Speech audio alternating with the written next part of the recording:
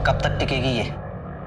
पता नहीं, कोशिश चल रही है, बहुत हिम्मत दिखा रही है। लगता है तेरे से नहीं होगा, कुछ और ही करना पड़ेगा।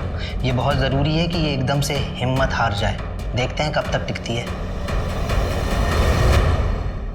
किसी भी चीज का मोल उसकी जरूरत पर निर्भर करता है। प्यास लगे तो पानी का मोल समझ आता है, अंत करीब हो तो सांसों का मोल नजर आता है। ऐसा क्यों होता है कि जब हमें हमारी हर चीज बेशकीमती लगती है तो दूसरे की चीज सस्ती हो जाती है? कुछ लोग ऐसे होते हैं जो आसानी से किसी की भी जिंदगी ले लेते हैं, आसानी से बलात्कार कर देते हैं। जिंदगी खुद की हो या किसी की भी, वो सस्ती कभी भी हो ही कैसे सकती है? मेहनत और लगन से जीवन निर्वाह करने वाली कविता की जिंदगी में ऐसा कौन सा दौर आया जिसने उसकी जिंदगी को तहस नहस करके रख दिया, उसके सफर को हमेशा के लिए खत्म करके रख दिया।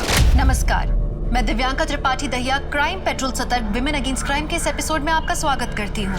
इस केस ने अलीबाग पुलिस के सामने अनोखी चुनौती पेश कर दी, क्योंकि यहाँ अपराध की जड़ें गहरी थी और अकल्पनीय थी।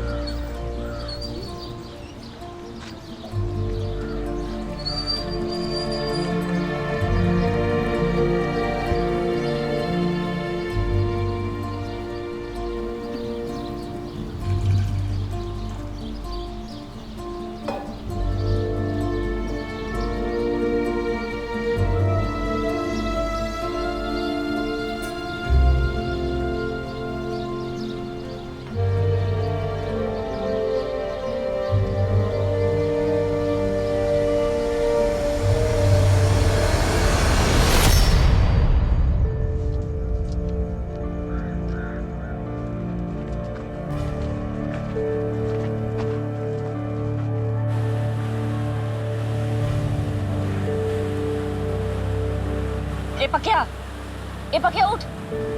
क्या रोज रोज उठाना पड़ता है तेरे को? चल ठेला खोल,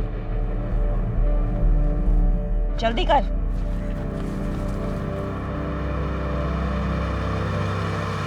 मेरी मदद के लिए रखा था तुझे यहाँ पर, लेकिन सबसे ज्यादा ध्यान तेरा ही देना पड़ता है। और कल 2 नारियल का हिसाब कम मिला है मुझे। क्या टाई सुबह सुबह किटकिट कर रही है? तो कौन सा टाइम सही रहेगा तेरे लिए? कब करूंगी किटकिट? 2 नारियल का पैसा चाहिए मुझे, आज के हिसाब में जोड़ देना।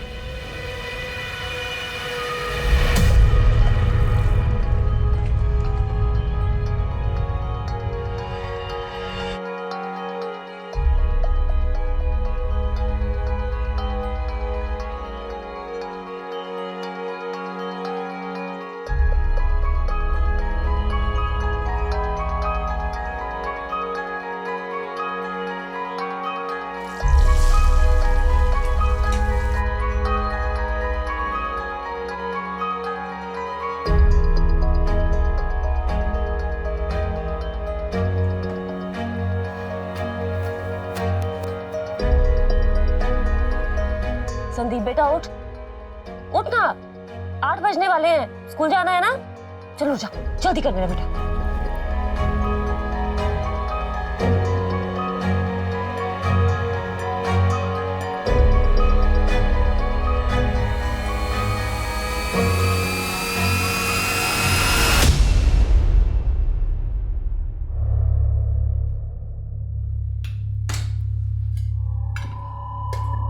संदीप, ले तेरा टिफिन, जल्दी जा। हाँ, बाय बाय।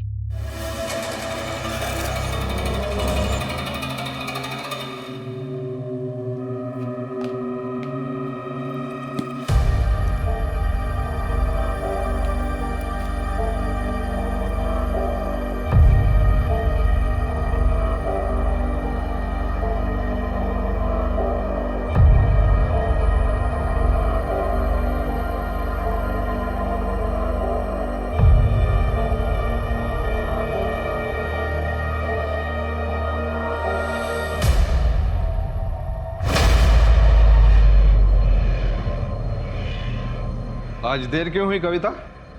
1 मिनट की भी देरी से कितना नुकसान होता है पता है तुम्हें? कुछ पड़ी ही नहीं औरतों को।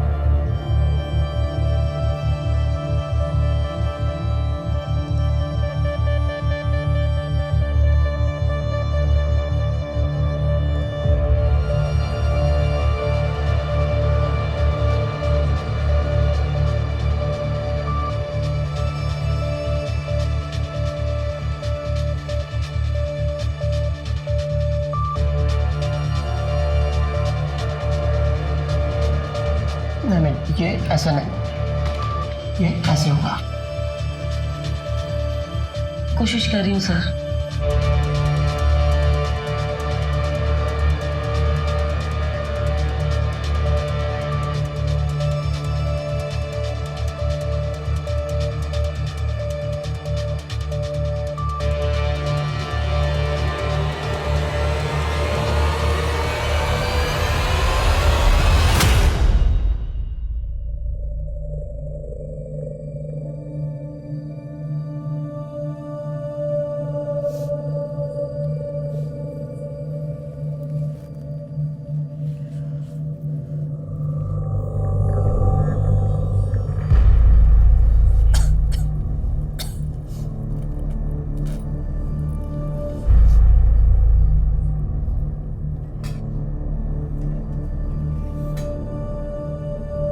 तो वो मैं सोच रही थी कि घर के लिए एक छोटी सी पूजा रखवा लेते हैं। नमक कितना डाला है तूने दाल में?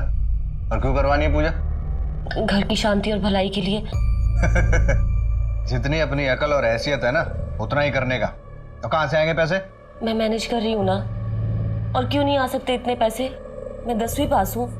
अगर तुमसे शादी नहीं की होती तो और पढ़ती, कोई अच्छी नौकरी करती। अगर मुझे कंप्यूटर सीखने के बाद कोई अच्छी नौकरी मिल जाएगी, संदीप के भविष्य के लिए भी अच्छा होगा ना। तो फिर क्यों मना कर रहे हो तुम? खुद तो क्लास का नाटक छोड़ और पूजा का भी। अपना चल रहा है, सब कुछ ठीक है ना? बस इतना ही बहुत है। लेकिन मैंने पुजारी जी को बोल दिया। अरे तो पुजारी को मैं समझा दूंगा।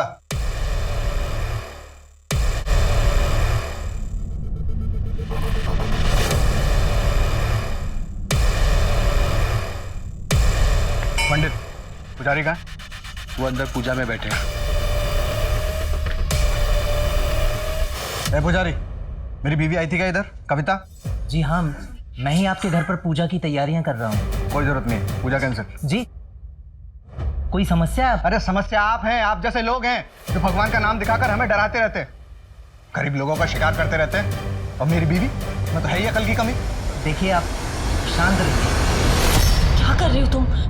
माफी मांगो इनसे। अरे मैं क्यों माफी मांगू? माफी तो इन्हें मांगनी चाहिए। मेरे घर में क्या होगा ये मैं तय करूंगा ना, ये नहीं करेंगे। सारी दुनिया से झगड़ा, गैस वाले से झगड़ा, केबल वाले से झगड़ा, पड़ोसियों से झगड़ा, अब ऊपर वाले से भी झगड़ा। इन्होंने कुछ नहीं बताया है मुझे। मैं खुद आई थी इनसे पूछने। घर चलो अब, जब देखो झगड़ा।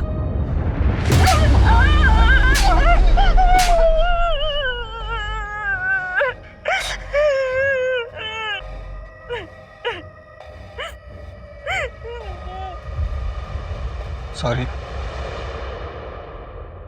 देख, बोला ना सॉरी। तू समझ ना, सॉरी।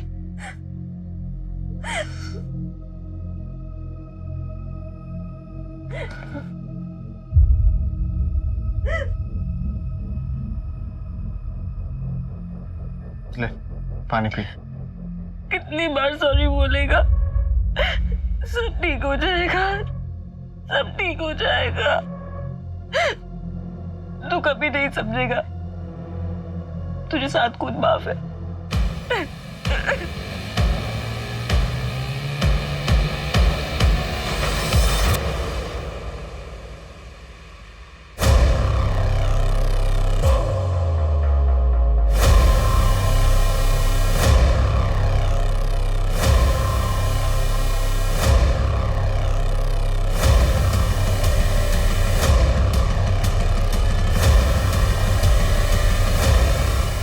समझेगी। तुझे 7 क्या 7.5 खून भी माफ है।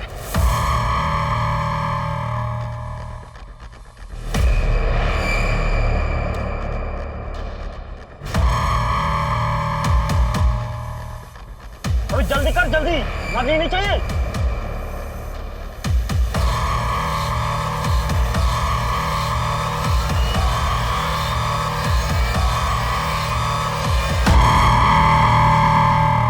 इतनी रात को कहाँ चली गई?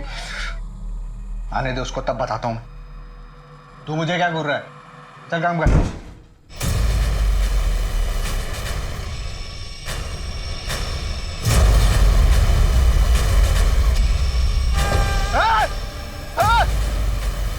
कविता, कविता, ला बेटा।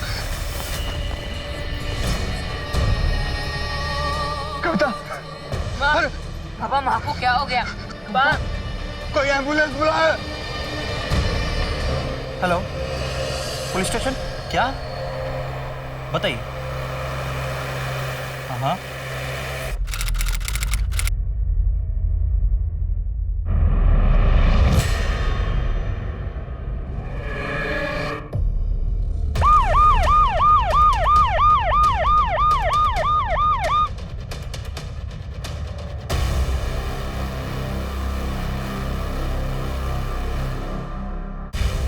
आप यहाँ से कर रहे हैं? आप क्या कर रहे हैं यहाँ पे? 5 घंटा हो गया साहब, 5 घंटे तक पुलिस नहीं आई थी। मेरी बीवी ने मेरे सामने दम तोड़ा। यहाँ फेंक के गए थे गुंडे उसे। और बताए क्या, वो चेहरे ढके हुए नहीं थे। इसका मतलब समझते हैं आप? पुलिस का डर नहीं है उनको। छोटे लोग हैं हम, छोटे लोग। और आप क्या करेंगे? मैं इसका अंतिम संस्कार यही कर दूंगा। आपको रुको देखिए, आप शांत हो जाइए। हम समझ सकते हैं आपकी बात, हम कहीं फंसे हुए थे। हमारे देश में महिलाओं के साथ अपराध बढ़ते ही जा रहे हैं। हाल ही में महाराष्ट्र के अलीबाग जिले में एक 35 साल की महिला के साथ दरिंदगी के बाद उसे अधमरी हालत में अपने ही घर के बाहर फेंकने का मामला सामने आया है। उसके पति ने पुलिस पर लापरवाही का आरोप लगाया है। मैं एक दिन के लिए छुट्टी पे था, इंचार्ज तुम थे त्यागी, फिर केस पर रिस्पॉन्ड करने में इतनी देरी क्यों? सॉरी सर, वो लॉकअप के अंदर हिस्ट्री लोग दंगा कर रहे थे, उनको संभालने के चक्कर में मैं सर को टाइम से रिपोर्ट नहीं कर पाया। वो लॉकअप में ही थे ना, भागे तो नहीं थे ना? आइंदा जरा समझिए कि प्रायोरिटी क्या है और क्या नहीं। चलिए बताइए, केस की डिटेल्स बताइए। अब तक क्या क्या पता चला है और अब तक आपने क्या क्या एक्शंस लिए? एक बात तो तय है, अगर वो दोनों आदमी ने बॉडी को घर के बाहर फेंका है, उसका मतलब वो घर को और घर के लोगों को अच्छी तरह से जानते हैं। बेटे और हस्बैंड ने क्या बयान दिए? सर, हस्बैंड ने बयान देने से मना कर दिया और बेटे का कहना है कि वो उन दोनों को नहीं पहचानता।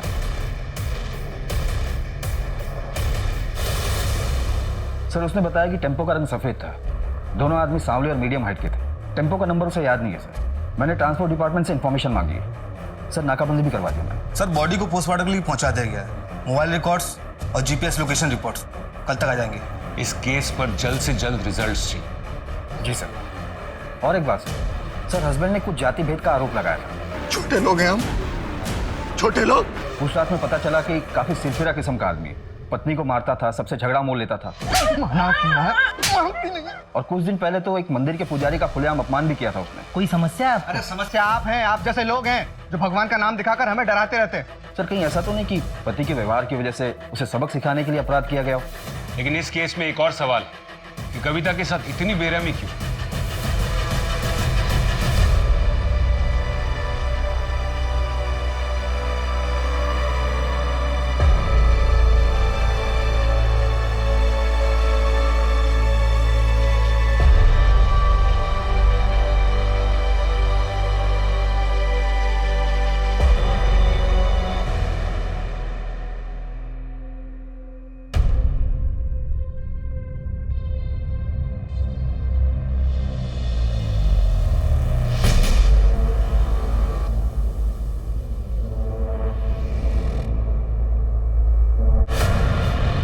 मैडम, मेरी मदद कीजिए, मेरे साथ बहुत बड़ा धोखा हुआ है। जी, मेरा नाम डॉक्टर दिवाकर है, मैं यहाँ ओल्ड सिटी रोड पे प्रैक्टिस करता हूँ। मेरी बीवी ने मेरे साथ चीटिंग की है, मेरी प्लीज़ कंप्लेन लिखिए। चीटिंग? क्या मतलब? जी, मेरी बीवी डॉक्टर कामिनी मेरे 25 लाख और जेवरात लेके गायब हो गई। सर, सर पोस्टमार्टम में गैंग रेप कंफर्म हुआ है, लिखा है कि 4 से 5 लोग। और एक बात है सर, रेप के बाद लोहे के हथियार से इंटरनल पार्ट को डैमेज किया गया है। मौत का कारण इंटरनल ब्लीडिंग है सर। और सर टेम्पो की अभी तक कोई रिपोर्ट नहीं मिली है। सर कविता के फोन रिकॉर्ड्स और जीपीएस लोकेशन रिपोर्ट आ गई है। ये लगभग उसके रोजमर्रा के रूटीन से मैच तो कर रहा है, बस ये एक 14 तारीख का दिन है। उस दिन पैटर्न थोड़ा अलग है। ये देखो 2 बजे के करीब काम से निकलने के बाद और क्लास से पहले वो यहाँ शिवाड़े नगर गई। हेलो, पता करो कि वो वहाँ क्यों गई थी और किससे मिलने गई। Okay sir. और सर ये देखिए 14 तारीख को रात को 9:30 बजे कविता वापस पापड़ फैक्ट्री गई थी। लेकिन वो तो वहाँ शाम 5 बजे तक ही काम करती है ना। हाँ सर, यही इन्फॉर्मेशन मिली अभी तक। फिर उस दिन अचानक ऐसा क्या हुआ कि उसको वापस जाना पड़ा।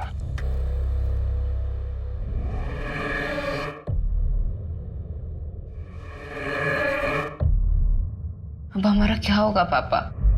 हमारा सब कुछ तो खाना बना जाके। मुझे नहीं आता पापा। नहीं आता तो सीख ले, क्योंकि इसके अलावा कोई उपाय है नहीं। और हाँ वो पकिया को बोल पैसे देके जाए।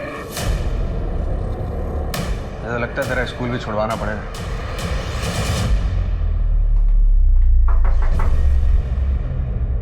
देखिए मैं समझता हूं कि आप लोग परेशान होंगे, लेकिन आप लोगों से बात करनी जरूरी है। आप समझ रहे हैं ना? आपको किसी पर कोई शक होता तो बता नहीं देता। देखिए मैं आपसे तमीज से बात कर रहा हूं, इसलिए आप भी तमीज से बात करें। आप यहाँ पर कोऑपरेट करेंगे या फिर पुलिस स्टेशन जाकर बात करें? आपकी बीवी के जीपीएस रिकॉर्ड के मुताबिक उस दिन रात को वो घर आई और फिर से रात को घर से निकली और काम पर गई। काम पर? नहीं सर, कविता तो घर पे ही थी। वो तो संदीप फोन लेके गया था रात को 9 बजे। मतलब ये कि हमारे पास एक ही फोन है और वो फोन रात को 9 बजे संदीप लेके गया था बाहर। बोल रहा था दोस्तों से बात करनी। संदीप कब तक आएगा बेटा? माँ मैं आ जाऊंगा ना, अब बच्चा नहीं रहा मैं। ये क्या हो गया तुझे? ए संदीप! उसके बाद मैं 10:30 बजे तक सो गया और तब तक तो कविता घर पे ही थी। फिर संदीप ने मुझे 12:30 बजे जगाया। पापा पापा, मम्मी घर पर नहीं है। कहाँ चली गई? हमने थोड़ा वेट किया, उसके बाद मैं उसको ढूंढने बाहर निकल गया, लेकिन फिर वो मिली नहीं। मैं वापस लौट आया। उसके बाद तो आपको सब पता ही। और फिर 2:30 बजे के करीब बॉडी घर के बाहर फेंकी गई। अब सवाल ये है कि संदीप उस रात तुम अपने माँ के काम करने की जगह पर क्या कर रहे थे, और वो भी तब जब वो घर पर ही थी? सच बोलना बेटा।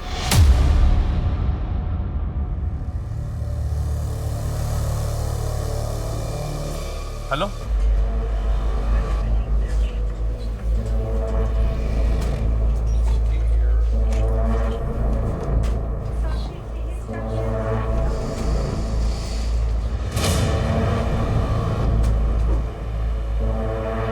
मुझे यहाँ क्यों लाया गया है और मैं यहाँ कैसे? कामिनी ये नाटक करना बंद करो। ये आदमी कौन है और इतना चिल्ला क्यों रहा है? आप इन्हें नहीं जानते?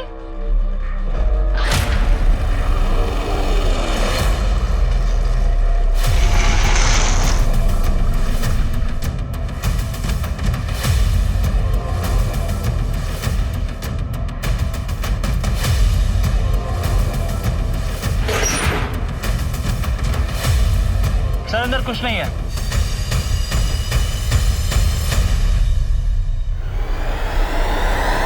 क्यों नहीं रहा? बताना। मैं फिर से पूछ रहा हूँ बेटा, तुम उस रात वहां क्या कर रहे थे? देखो टैलेंट तो इंडिया में भरा पड़ा है, लेकिन अगर इस इंडस्ट्री में आगे बढ़ना है तो बंदे को सिर्फ टैलेंटेड नहीं स्मार्ट भी होना चाहिए। तेरी माँ को लगने लगा है कि जो चाहे वो कर सकती है। कंप्यूटर करना है उसे, सब जानता हूँ। छोड़ने वाली है हम दोनों को। एक नया पति और उसके साथ एक नया बेटा, ये सब चाहिए उसको। पापा आप ये क्या कह रहे हैं? तब कुछ पता है तुझे? कैरेक्टर लेस हो गई है तेरी माँ। नहीं तो पता इतने पैसे कहाँ से आ रहे हैं? पापड़ी बेल रही है या कुछ और कर रही है?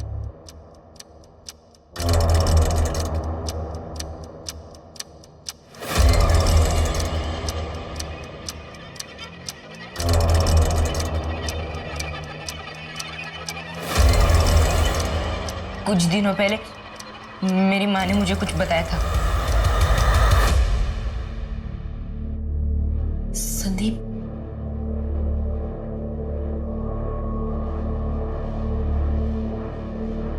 बेटा मुझे हफ्ते में 2 दिन नाइट शिफ्ट करना पड़ेगा। कंप्यूटर क्लास के पैसे भी देने हैं। तेरा भी तो ट्यूशन का फीस बढ़ गया है ना। घर के भी कितने खर्चे हैं बेटा। रात को जब तेरे पापा सो जाएंगे तो मैं निकल जाऊंगी। तू अपने पापा से कुछ कहेगा तो नहीं? कराई शपथ। रात को वापस क्यों जाना है? बेटा बोला ना नाइट शिफ्ट है, ठीक है?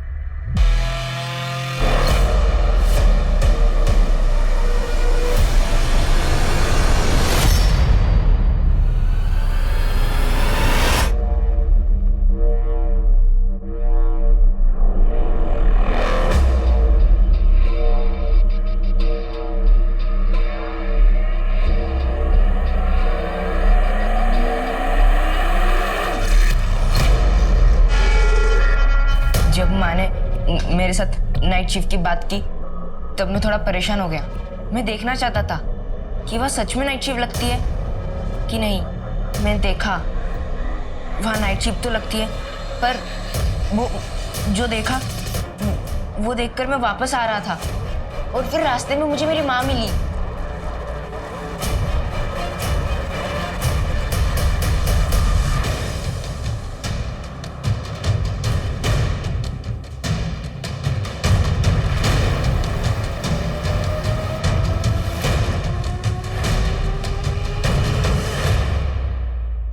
दिवाकर? तो क्या आप इन्हें जानती? जी मैडम, ये मेरा पति है। क्या आपको ये समझ में नहीं आ रहा है? दिख नहीं रहा है कि ये नाटक कर रही है? पहले याददाश्त का खो जाना, फिर वापस आना, ये सब इसकी एक चाल है। मेरे घर से पैसे और जेवरात लेकर कहीं छिपा दिए हैं और अब सब ये नाटक करके हमें गुमराह कर रही है। नाटक मैं कर रही हूँ या तुम कर रहे हो? कराड़े, ये सर। वो हिस्ट्री शीटरों की नई वाली फाइल आई? ये सर। सर ये वो फाइल। पापा ठीक कहते हैं कि तुम कैरेक्टर लेस हो, इसलिए वो तुम्हें मारते हैं। और मैं पापा को जाके सब बता दूंगा कि तुम नाइट शिफ्ट करने वाली हो। और मुझे पता है तुम्हें नाइट शिफ्ट क्यों करना है, और मैंने देखा नाइट शिफ्ट पर क्या क्या होता है। बदतमीज, क्या बकवास कर रहा है ये? और क्या देख लिया तूने? अब चुपचाप घर जा और फोन दे मेरा। तूने कहा था तुझे तेरे दोस्त से बात करनी है, अब अपनी माँ से झूठ भी बोलने लगा है। झूठ तो तुम बोल रही हो माँ। संदीप,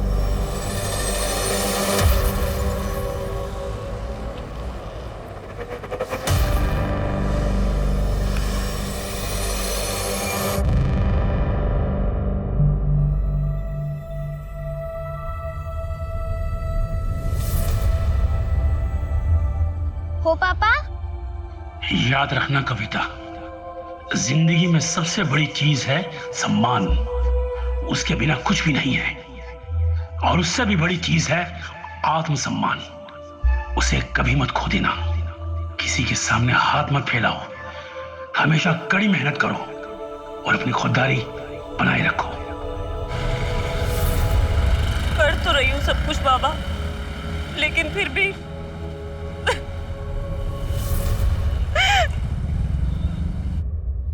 वहां पे जासूसी करता है, शर्म नहीं आई तुझे? पर आपने तो बोला। चुप शोर जी, बस। मैडम, नाटक तो ये कर रहा है। सब चोरी इसी ने किया है, क्योंकि इसका अफेयर चल रहा है, वो भी एक 15 साल छोटी जूनियर डॉक्टर के साथ। पिछले 4 साल से इसे लगता है कि मैं कुछ नहीं जानती, पर मैं सब कुछ जानती थी। और अब मुझे रास्ते से हटाने के लिए मुझ पर झूठा आरोप लगा रहा है। मैडम, इसी ने मुझे कुछ ड्रग दिया होगा, जिसकी वजह से मेरा टेम्परेरी मेमोरी लॉस हो गया होगा। मैडम, ये क्या कंप्लेंट करेगा? आप मेरा कंप्लेंट दर्ज कीजिए के खिलाफ। देखिए, आप लोग पढ़े लिखे लोग हैं, अपने इस प्रॉब्लम का सोल्यूशन अपने घर जाके निकालिए। नहीं मैडम, मैं घर नहीं जा सकती, ये मुझे मार डालेगा। इस बार तो इसने मुझे बेहोशी की दवाई दी है, लेकिन अगली बार मेरी जान ले लेगा। मैडम प्लीज मैडम, मुझे घर मत भेजिए।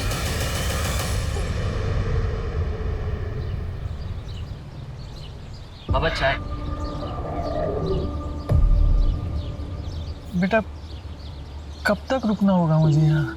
बस 2 दिन बाबा, उसके बाद 6 महीने पूरे होने वाले हैं। चिंता मत कीजिए, घर पर सब ठीक है, मैं सब संभाल रहा हूँ, माँ भी ठीक है।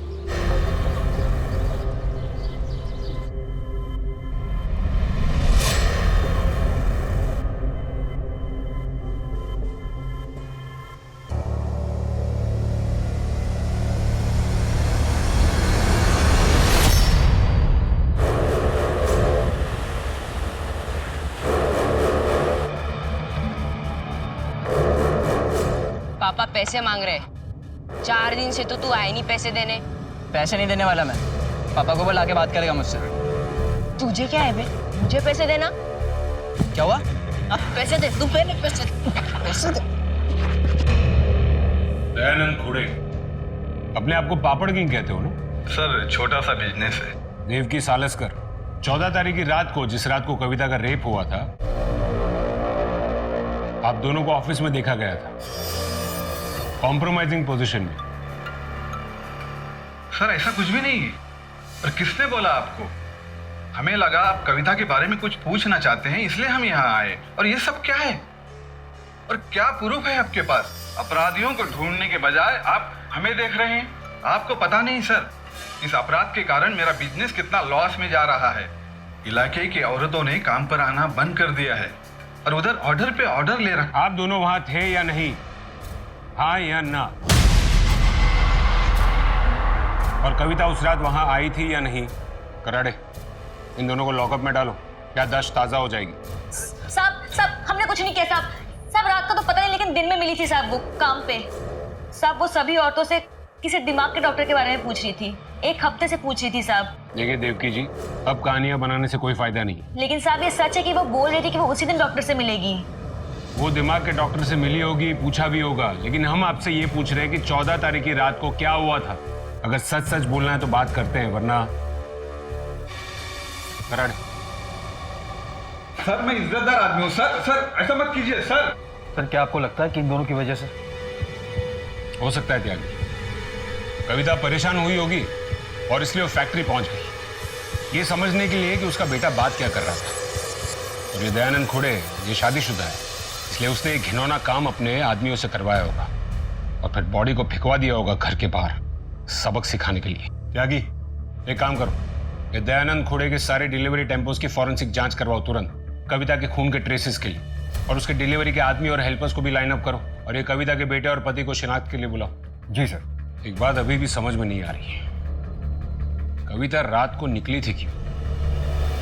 अगर उसका बेटा फोन लेकर रात को घर से बाहर निकलता था दोस्तों से बात करने के लिए, फिर तो वो घर को आ जाता होगा, लेकिन कविता को संदीप रास्ते में ही टकराया था।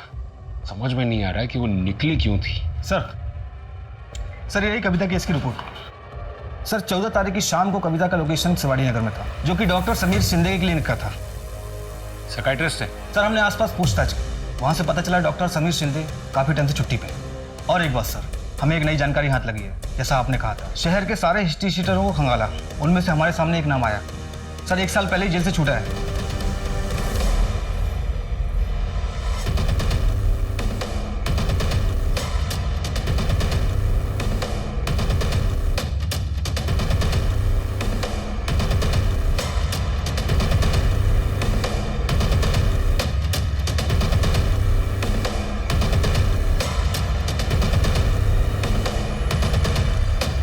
ये साहब मेरे को क्यों पकड़ के लेके आए? अब 1 साल पहले तू जेल से छूटा ना, चेन स्नैचिंग, पॉकेट मारी, लंबी लिस्ट है तेरी।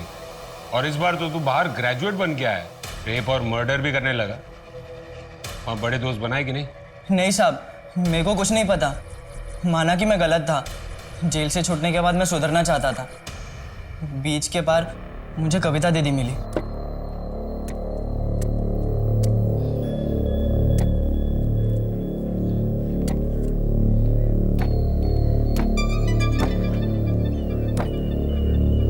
क्या देख रहा है?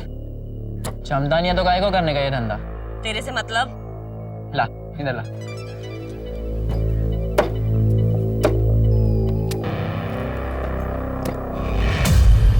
ये ले। दिखता इतना सा है, पर क्या फटाफट काटा। मेरे को सिखाएगा? मेरे यहाँ काम करेगा? मेरे को क्या मिलेगा? इनाम मिलेगा एक दिन बहुत बड़ा। दीदी बहुत अच्छी थी, उन्होंने मेरा काम देखकर मुझे अपना ठेला बेच दिया। उसने तुझे ठेला बेचा या तूने उसको अपने जेल के दोस्तों को बेच दिया? चल बता, क्या हुआ था उस दिन रात को? साहब मैं सच कह रहा हूँ, मैंने कुछ नहीं किया। किसकी कसम खाओ साहब, कविता दीदी ने मुझे सच में अपना ठेला 11 रुपए में बेच दिया था। 11 रुपए? मजाक लग रहा है तेरे को? इस बार तो तू लंबा अंदर जाएगा बेटा। उसको अंदर डालो। साहब मैं सच कह रहा हूँ साहब। कुछ समझ में नहीं आ रहा त्यागी। एक तरफ ये कविता का बेटा ये कह रहा है कि कविता ज्यादा पैसा कमाना चाहती है, नाइट शिफ्ट भी करना चाहती है, और एक तरफ ये पक्या अगर ये सच कह रहा है तो 11 रुपए में ठेला बेच दिया। ये कविता आखिर करना क्या चाहती थी, और वो रात को घर से निकली क्यों?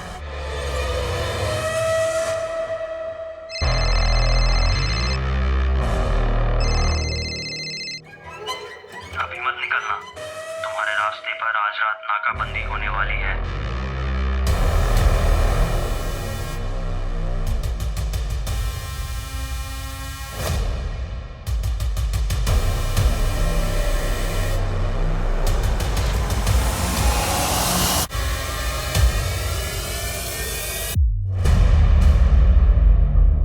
आप अंतिम संस्कार के लिए अपनी पत्नी की बॉडी ले जा सकते।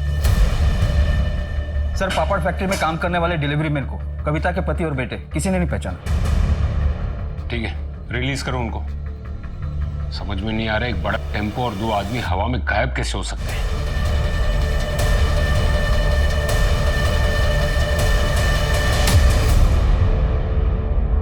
देखो कामिनी, क्यों ना हम ये सब कुछ भुलाकर एक नई शुरुआत करते हैं। मुझे तलाक चाहिए। इस बात को हम दोनों जानते हैं कि वो पैसे तुमने लिए हैं। कम से कम उसमें से मुझे आधा तो दे दो। मैं नहीं जानती कि तुम किस पैसे के बारे में बात कर रहे। प्लीज ये घर छोड़ के चले जाओ और उस औरत के साथ ही रहना। सर, वो डॉक्टर जिसे कविता मिलने गई थी, डॉक्टर समीर, उसके क्लिनिक से फोन आया था।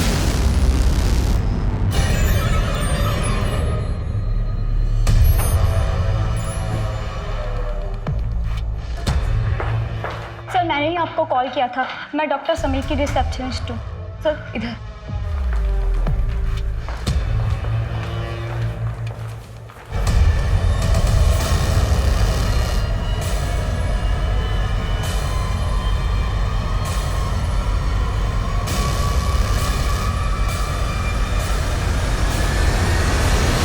इनका कॉल आया था 14 तारीख को। इन्होंने कहा इनको अचानक से गांव जाना होगा तो इनके सारे अपॉइंटमेंट कैंसिल कर दूं।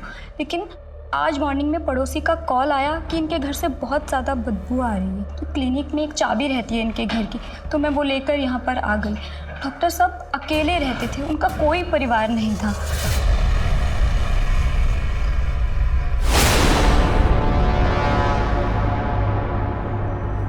सर अंदर ये मिला है। सिर्फ एक टुकड़ा यहाँ पर? इस टुकड़े से तो लगता है कि ये किसी औरत की साड़ी का या दुपट्टे का होगा। इसको एविडेंस बैग में डालो और ब्लड टाइप मैच करो और कविता की फैमिली से इसकी शिनाख्त करो। वैसे भी त्यागी, ये क्राइम सीन लग नहीं रहा है। कविता के गुनहगार तो 4-5 आदमी थे। यहाँ पर ऐसे कोई स्ट्रगल के निशान भी नहीं दिख रहे। तो एक काम करो, पड़ोसियों से पूछताछ करो और घर के बाहर सीसीटीवी कैमरा भी है। 14 तारीख की फुटेज निकलवाओ।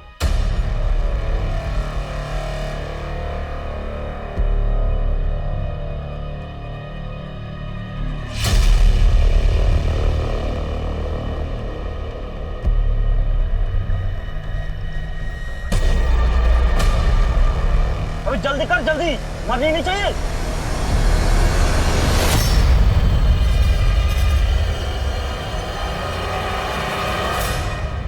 डॉक्टर साहब, आजकल मुझे नींद नहीं आती।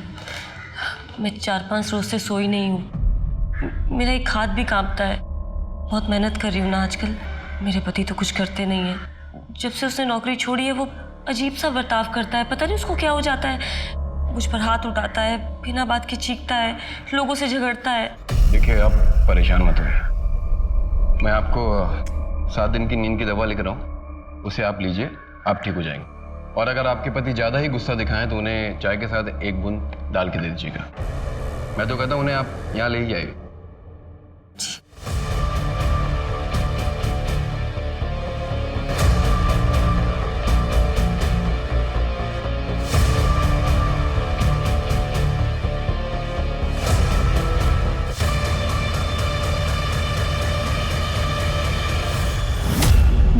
बेटे ने मुझे धोखा दिया, मेरा पैसा लेके भाग गया।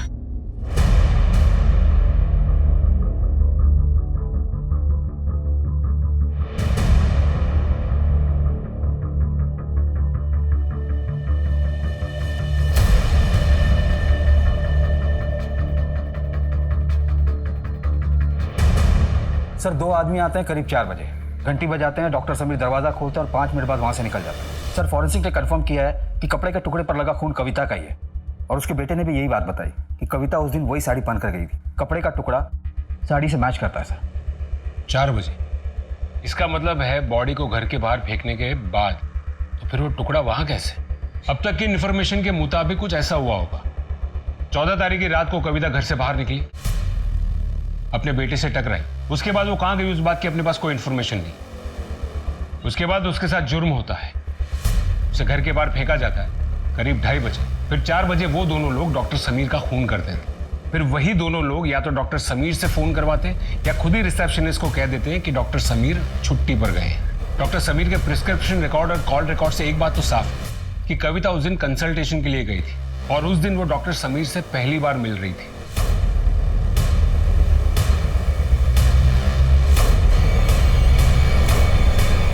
फुटेज में गाड़ी का नंबर क्लियरली दिख रहा है, गाड़ी इसी शहर की है। क्या कि अगर ये दोनों अब तक नहीं पकड़े गए, इसका मतलब इन दोनों ने अब तक बॉर्डर क्रॉस नहीं की। मुझे ये दोनों जेल में चाहिए आज के आज। जी सर। हेलो, संदीप और किशोर पर कड़ी नजर रखना, नहीं तुम वहां से हिलना नहीं, ठीक है?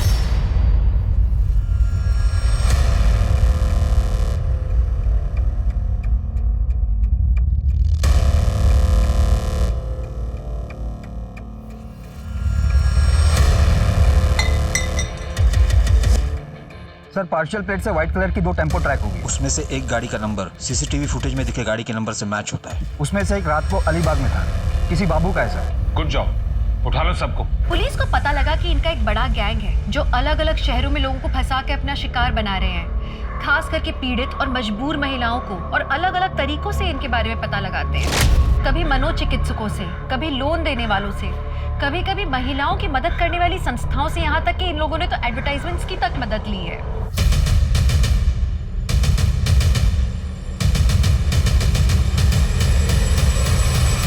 सबसे पहले तो तू ये बता कि रेप और मर्डर करके इतने दिन हमसे बच के तू गायब कैसे रहा?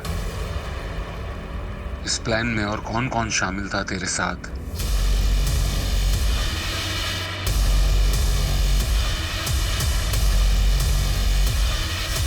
आओ आओ, आखिरकार तुम आ ही गई। मैं कब से इंतजार कर रहा हूं तुम्हारा।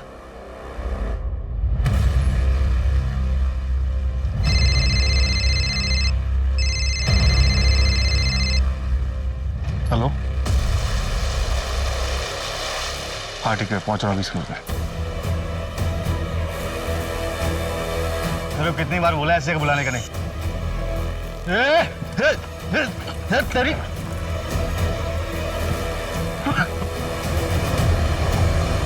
शर्म आती तुम्हें अपना ऑफिसर कहते हुए?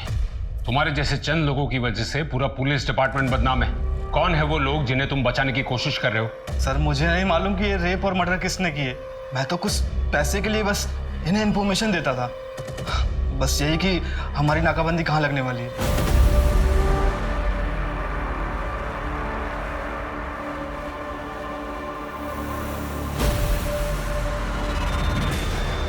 मैम आप बहुत लकी हैं क्योंकि इस साल हम सिर्फ 2 और ग्राहकों की सेवा कर सकते हैं।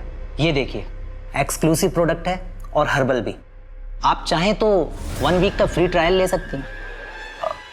मैम आप बहुत सुंदर हैं। कविता तो पैसे वाली नहीं थी।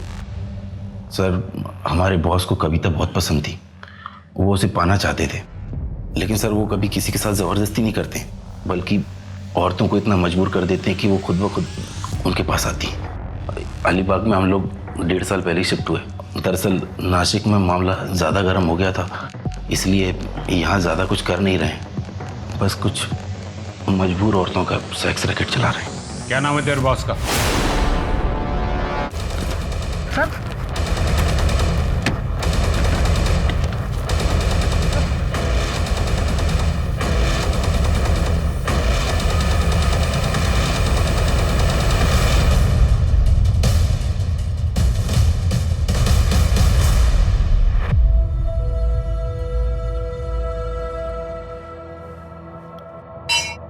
देख कविता, पुजारी जी यहाँ नए हैं लेकिन इन्होंने मेरी बहुत मदद की है। मुझे यकीन है कि इनके पास तेरी भी समस्या का कोई ना कोई समाधान जरूर होगा। तो कितनी बार मंदिर आते, मैंने तुझे कितनी बार कहा कभी मिल तो ले। मैं आपकी समस्या समझता हूँ। आपको अपने घर पे एक विशेष पूजा करनी है और फिर उसके बाद आपके जीवन में खुशहाली ही खुशहाली आएगी। मेरी बीवी आई थी क्या इधर, कविता? जी हाँ, मैं ही आपके घर पर पूजा की तैयारियां कर रहा हूँ। कोई जरूरत नहीं, पूजा कैंसिल। कोई समस्या? अरे समस्या आप हैं, आप जैसे लोग हैं जो भगवान का नाम दिखाकर हमें डराते रहते। पंडित जी, मैं अपने पति के व्यवहार के लिए आपसे फिर से माफी मांगती हूँ, लेकिन मुझे आपकी मदद की जरूरत है। ये आपके लिए परीक्षा की घड़ी है। यदि ये पूजा आपके घर पर नहीं हो सकती तो मेरे पास एक पवित्र स्थान है जहाँ ये पूजा की जा सकती है। 14 तारीख की रात, जो कि एक शुभ मुहूर्त है, तब ये पूजा की जा सकती है। जी पंडित जी, मैं आऊंगी। उस वक्त मेरे पति और मेरा बेटा सो रहे होंगे। मैं जरूर आऊंगी। और आपकी दक्षिणा? जो आपकी खुशी हो, लेकिन अधिक प्राप्ति के लिए आपको एक बलिदान देना होगा। एक ऐसी चीज जो आपके जीवन में कुछ मोल रखती हो, उसे आपको 11 रुपए के लिए बेचना होगा। जी।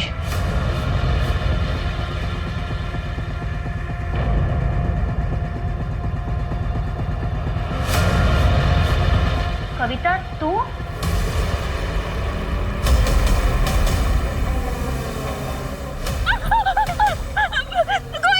बचाओ!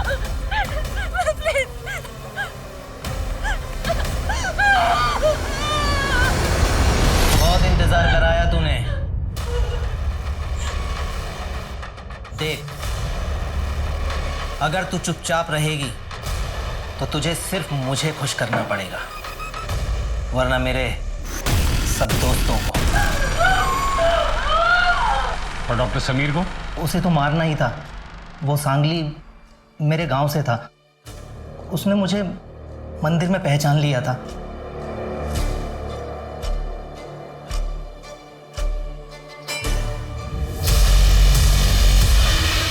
अरे विजय जी, आपको कोई गलतफहमी हुई है।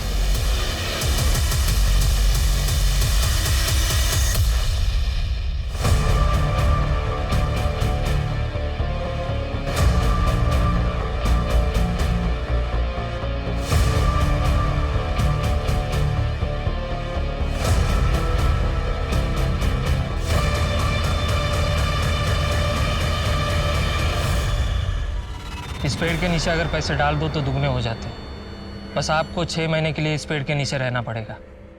ऐसा ही पढ़ा है मैंने। मुझे बहुत जल्दी समझ में आ गया था कि लोगों को बेवकूफ़ बनाना कितना आसान है। मैंने तो अपने बाप को भी नहीं छोड़ा। मजबूरी आदमी को महात्मा नहीं बनाती है, बल्कि मजबूरी आदमी को बेवकूफ़ ज़रूर बनाती है। लालच और मजबूरी एक बहुत ही घातक कॉकटेल है। इस ढोंगी बाबा जैसे चंद लोगों की वजह से समाज में भगवान के प्रति श्रद्धा से अच्छा काम करने वाले लोगों को भी अपराधियों की नजर से देखने लगते हैं लोग, जो कि गलत है। हमारी मजबूरी कभी हमारी कमजोरी नहीं बननी चाहिए, क्योंकि ऐसे समय पर ही लोग हमारी कमजोरी का फायदा उठा के हमें और मजबूर कर सकते हैं, हमें चोट पहुंचा सकते हैं। हमारा विश्वास भी जीवन की तरह अनमोल है। जैसे हम अपना जीवन हर किसी के हवाले नहीं कर देते, वैसे ही अपना विश्वास भी हमें किसी पर बस यूं ही नहीं कर लेना चाहिए। सोच समझ कर इंसान पर विश्वास करें। एक गलत इंसान पे विश्वास, जिसकी बहुत बड़ी और बुरी कीमत आपको चुकानी पड़ सकती है। इसलिए प्लीज सतर्क रहें। सतर्क रहेंगे तो सुरक्षित रहेंगे। आप किसी पर भी आंख मूंद कर विश्वास नहीं करेंगे। इस आशा के साथ मैं दिव्यांका त्रिपाठी दहिया लेती हूँ आपसे विदा।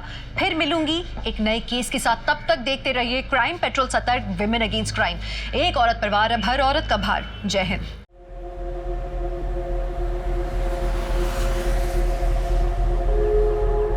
बड़े शहरों के सपने भी बड़े होते हैं, लेकिन मैंने एक छोटा सा सपना देखा था जिसकी एक बहुत बड़ी कीमत चुका रही थी मैं। मुंबई का ये सफ़र मेरे लिए एक दर्दनाक सफ़र था।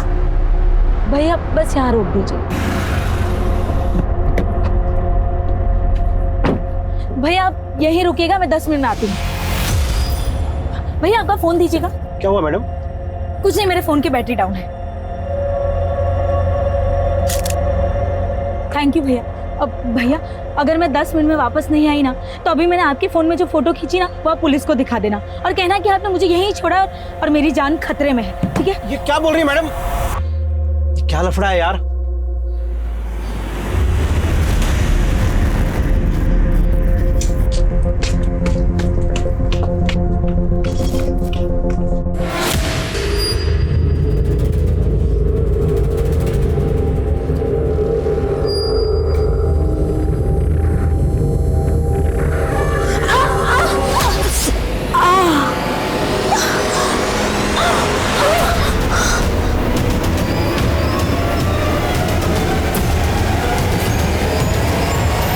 नमस्कार, मैं दिव्यांका त्रिपाठी दहिया क्राइम पेट्रोल सतर्क विमेन अगेंस्ट क्राइम की श्रृंखला में आपका स्वागत करती हूँ। युवा पीढ़ी हमारे समाज के निर्माण के लिए बहुत जरूरी है। इस उम्र में जोश होता है, ऊर्जा होती है, लेकिन वहीं रास्ता भटकने की संभावना भी होती है। काबिल बनने के लिए खुद की इच्छा तो जरूरी है, लेकिन माँ बाप का समर्थन भी जरूरी है। हमारे समाज में कहीं ना कहीं लड़कियों को वो समर्थन, वो साथ माँ बाप का नहीं मिल पाता जो लड़कों को मिलता है। ये कहानी एक ऐसी लड़की की संघर्षों की है जो जिंदगी में बहुत कुछ करना चाहती थी, लेकिन पता है ऐसा कुछ हुआ जिसने उसकी जिंदगी को रेप, फरेब और हत्या से रंग कर रख दिया। उम्मीदों से भरी हुई ये लड़की जिंदगी के अंधेरे रास्तों में कहीं खोकर रह गई।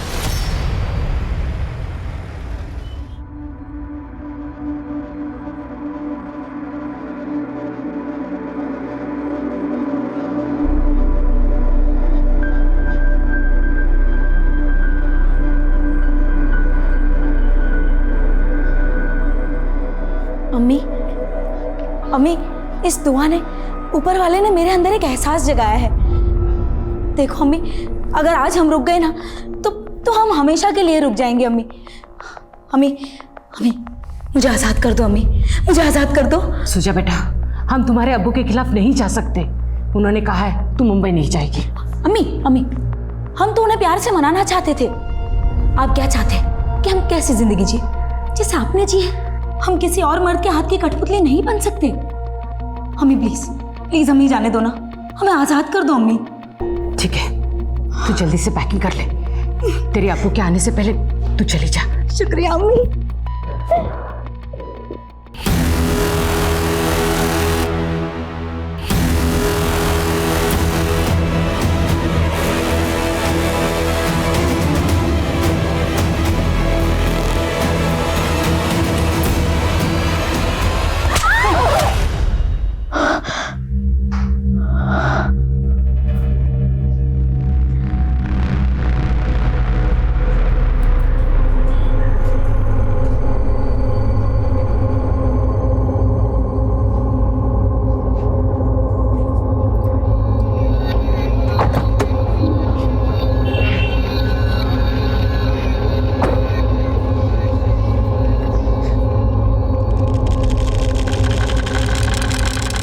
लाओ साहब, मैं पहुंचा देता हूं। अरे नहीं नहीं नहीं, तो अपना काम कर।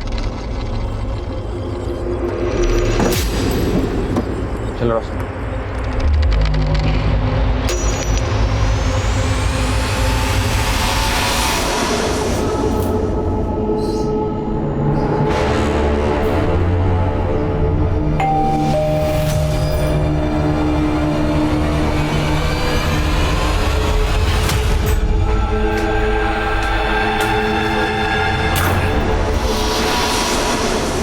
डोरबेल आपने बजाई थी? नहीं तो लगता है फ्लैट की चाबी कार में छूट गई है। मैं अभी लेके आता हूँ। ये फ्लैट आपने खरीदा है? नहीं नहीं, ये तो मेरे हस्बैंड ने रेंट पे लिया है। ओह, मतलब आप हमारे न्यू नेबर है? जी। अरे वाह। अच्छा, आपके हस्बैंड आते हैं तब तक आप हमारे घर में बैठ जाइए। नहीं नहीं ठीक है। अरे प्लीज शर्माइए मत, प्लीज आइए ना, बैठिए। By the way, I am Shoja. मैं Roshni. Please come, please come, बैठिए। आप यहाँ अकेली रहती हैं? नहीं नहीं, मैं तो 2 जंगली बिल्लियों के साथ रहती हूँ। मेरी 2 रूममेट्स, दोनों कल शूट पे थी ना, इसलिए सो रही है, वरना यहाँ इतनी शांति नहीं होती। आपकी रूममेट्स एक्ट्रेस है? नहीं नहीं, दोनों नहीं, ये कालिंदी है, वो एक्ट्रेस है, और पूर्वा असिस्टेंट डायरेक्टर है। दोनों बहुत टैलेंटेड है। और आप क्या करती हैं? मैंने MBA किया है, खुद का बिजनेस स्टार्ट करना चाहती हूँ, लेकिन फिलहाल अभी तो कोई जॉब भी नहीं है। एनीवे, आप अपने बारे में बताइए। फिलहाल तो शादी की है, पर पता नहीं आगे क्या कर पाऊंगी। खैर छोड़िए। अच्छा, मैं आपका वॉशरूम यूज कर सकती हूँ क्या? Yes yes, please come this side. Thank you.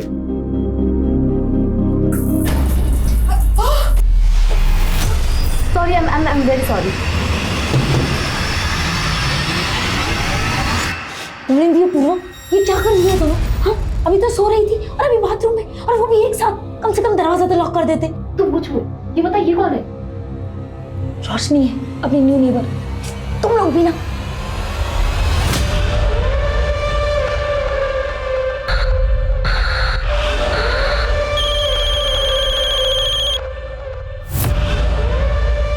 अम्मी, ये मामूली बात नहीं है, नाइंसाफी है अब्बू की।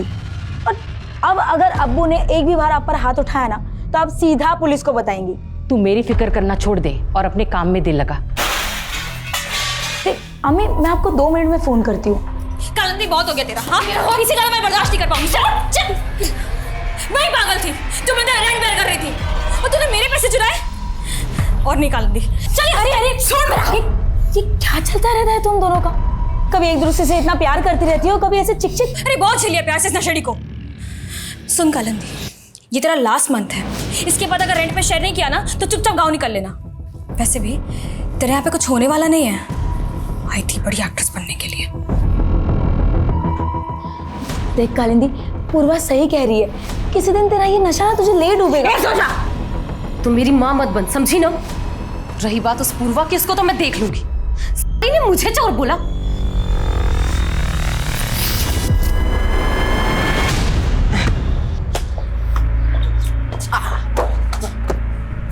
चल, मेरे साथ खेलेगा? चलो।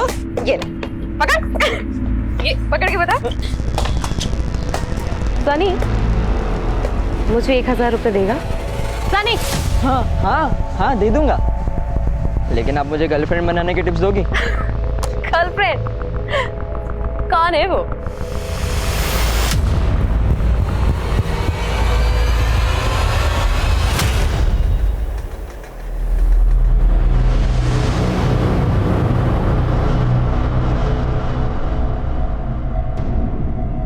ये लो आदित्य भाई, आपकी सिगरेट और बाकी पैसे रख।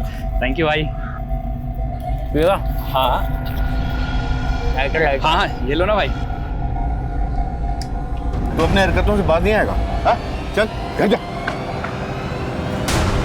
और तू? सब वो आदित्य भाई ने बोला तो मैं मना नहीं कर पाया। आइंदा से गलती की ना तो नौकरी से बाहर निकाल दूंगा। चल जा यहाँ से।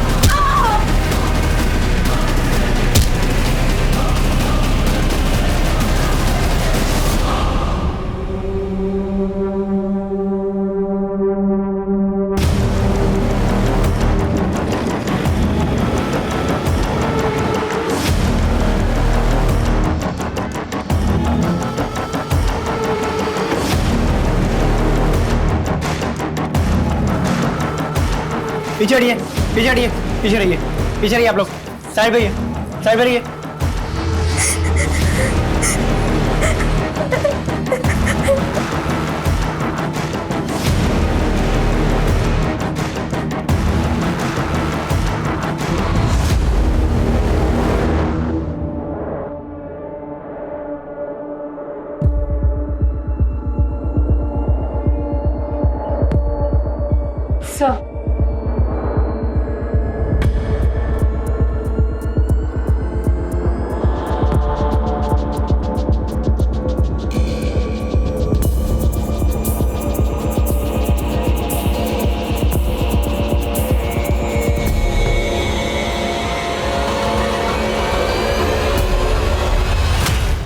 इस रूम में अकेली सोती थी। मैं और कालिंदी दूसरे रूम में सोते थे। कालिंदी कौन? मेरी रूममेट। मैं सुबह उठी तो वो कमरे में नहीं थी। मैं बाहर आई तो फ्लैट का मेन डोर खुला था। शोजा ऐसे बिना कपड़ों के पड़ी थी सर। मैंने कालिंदी को फोन किया लेकिन उसका फोन बंद आ रहा है। मुझे तो कुछ समझ में नहीं आ रहा सर, रात में यहाँ पे क्या हो गया? इतना ब्रूटल मर्डर हुआ, पूरा सामान बिखरा पड़ा, आपने कोई आवाज नहीं सुनी? सुबह तक आराम से सोती रही? मेरे कमरे का एसी बहुत आवाज करता है सर। मुझे तो बिलीव ही नहीं हो रहा कि यहाँ इतना कुछ हो गया। शोजा का कोई बॉयफ्रेंड जिसका यहाँ आना जाना? नहीं सर, जहाँ तक मुझे पता है शोजा का कोई बॉयफ्रेंड नहीं था। फैमिली कहाँ रहती है? इसके अम्मी अबू भरूच में रहते हैं। और वो कालिंदी? वो दिल्ली। सुमित, डिटेल लो इनसे। ओके सर, चलिए।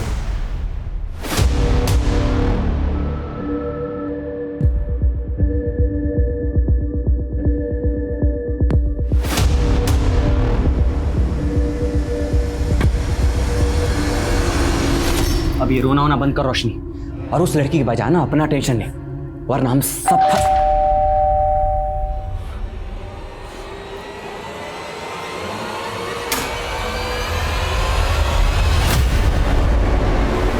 नहीं सर, हमें किसी तरह के झगड़े या मारपीट की आवाज़ नहीं सुनाई थी, बल्कि सर हम तो रात को 10 बजे ही सो जाते हैं। सर हमने किसी को भी नहीं देखा। और आप लोग उनके पड़ोसी हैं, वो जस्ट आपके फ्लोर पे रहती हैं, तो आप लोग कुछ तो जानते होंगे कि ये लड़की यहाँ पर कैसे। और हम उनके बारे में सर कुछ भी नहीं जानते। मैम बिल्डिंग में तो नाम के लिए सीसीटीवी लगा रखे हैं, फुटेज तो रिकॉर्ड ही नहीं हो रहा। मैम सीसीटीवी की मेंटेनेंस पेंडिंग है। लास्ट टाइम जब इंजीनियर आया था उसने कहा था हार्ड ड्राइव करप्ट हो चुकी है, बदलनी पड़ेगी, मगर काम नहीं हो पाया मैम।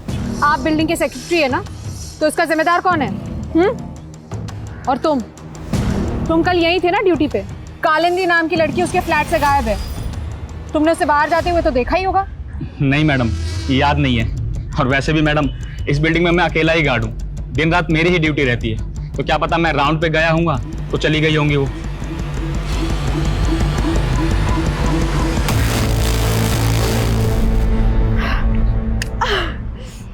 तो टेंशन मत ले, आज रात से मैं तेरी फ्रेंडशिप करवाने की सेटिंग पूरी कर दूंगी। हाँ?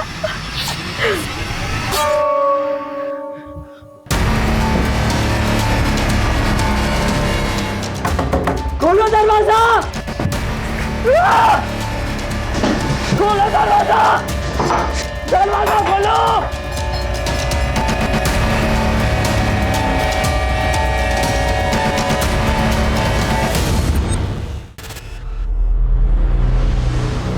शोजा ने अपने सपनों को पूरा करने के लिए अपने पिता से बगावत की, लेकिन ऐसा क्या सपना था शोजा का जो उसकी मौत के साथ अधूरा रह गया? शोजा का भरूच से लेके मुंबई तक का सफर क्या उसकी मौत के लिए जिम्मेदार था, या इसके पीछे कुछ और वजह थी? वो औरत कौन थी जिसकी लाश शोजा ने उस घर में देखी थी? और शोजा की रूममेट कालिंदी कहाँ गायब थी? खैर पुलिस को पूर्वा और कालिंदी पे शक था, लेकिन इस केस के और भी ऐसे कई सारे पहलू थे जो पुलिस के सामने अभी तक आए नहीं थे। सर, शोजा की पोस्टमार्टम रिपोर्ट। शोजा का मर्डर 16 नवंबर की देर रात 12 से 2 बजे के बीच में किया गया था। सर पोस्टमार्टम रिपोर्ट में कंफर्म हुआ है कि शोजा का रेप हुआ था, लेकिन सर शोजा के मर्डर के बाद उसकी डेड बॉडी के साथ रेप किया गया था। और सर ये बात तो कंफर्म्ड है कि इसमें कोई लड़का इन्वॉल्व है, वो भी विकृत मानसिकता का, जिसने डेड बॉडी के साथ रेप किया है। इनको ढूंढो इस जानवर को। जी सर।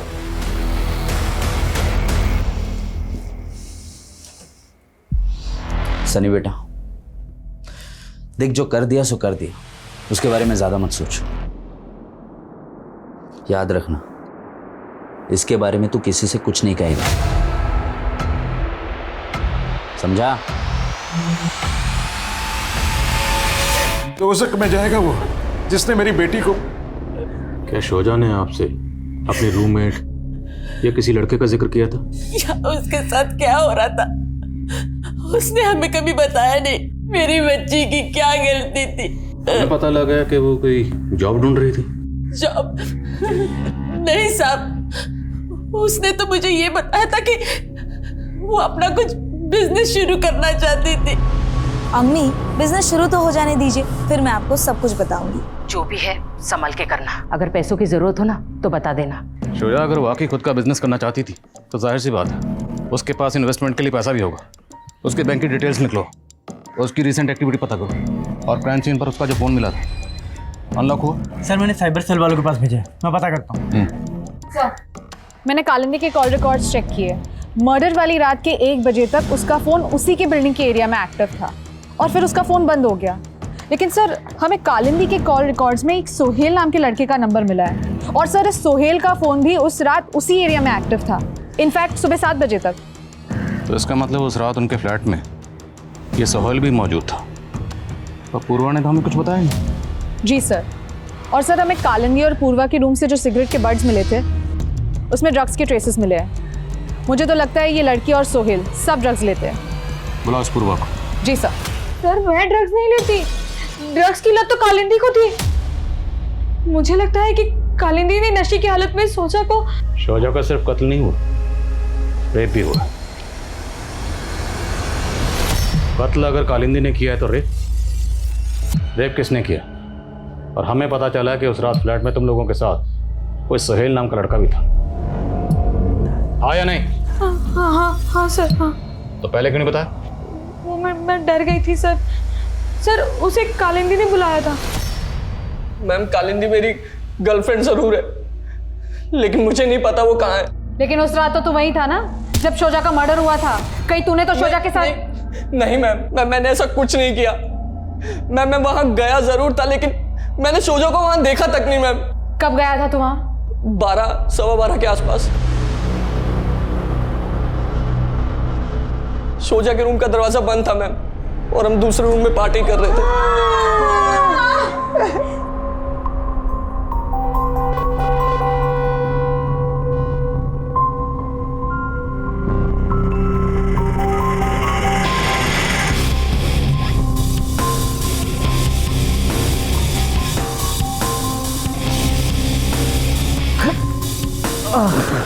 मैं बस अभी आई।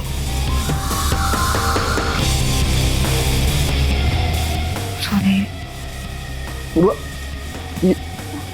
ये क्या कर रही है पूर्वा?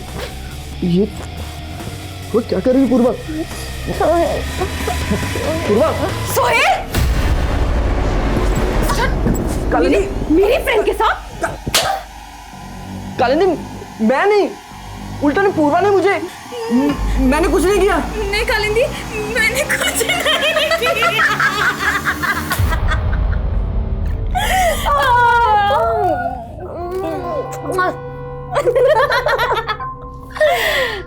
डोंट वरी, मैं और पूर्वा तो एक ही हैं।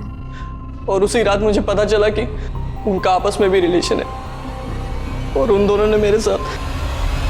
अगर उस रात वो दोनों तेरे साथ थी तो कालिंदी कहाँ गायब हो गई? और शोजा का मर्डर किसने? शोजा के मर्डर के बारे में कुछ नहीं पता मैम, लेकिन हाँ मैम, उस दिन कालिंदी और पूर्वा की लड़ाई हुई थी मैम। तू मुझे चोर समझती है ना? देख, मैंने तुझसे अपना बॉयफ्रेंड शेयर किया। बॉयफ्रेंड शेयर किया तो रेंट नहीं शेयर करेगी? सुन कालिंदी, अब मैं तेरा रेंट नहीं बेयर करने वाली, समझी? निकल निकल। मतलब तू मुझे घर से निकालेगी? हाँ साली एहसान फरामोश। साली किसको बोला रे? हाँ तेरे को बोला, क्या कर ले? हाँ हाँ मैं बताऊँ क्या करूँगी?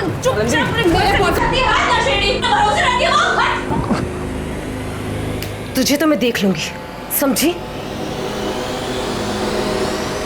मैं बेकार में उन दोनों के बीच में फंस गया था। नशे से मेरा सर फट रहा था और मैं वहीं सो गया था मैम। कालिंदी कहाँ गई थी तब? सर मुझे सचमुच नहीं पता वो कहाँ गई थी। नशे की हालत में फिर मेरी भी आंख लग गई थी, और फिर सुबह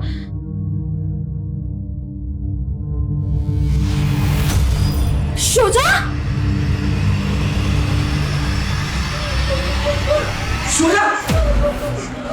सर सोहेल तो अपना पल्ला झाड़ के भाग गया, और सर मैं बहुत डर गई थी, इसलिए आपको उसके बारे में कुछ बता नहीं पाई सर। तो शोजा के साथ सोहेल ने कुछ?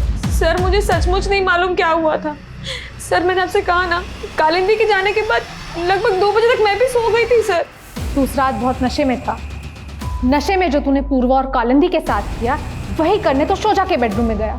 शोजा के साथ जबरदस्ती करने की कोशिश की, शोजा ने तेरा प्रोटेस्ट किया तो तूने उसका मर्डर कर दिया और फिर उसकी डेड बॉडी। मैंने कुछ नहीं किया मैम, मेरा यकीन कीजिए कुछ नहीं किया मैंने।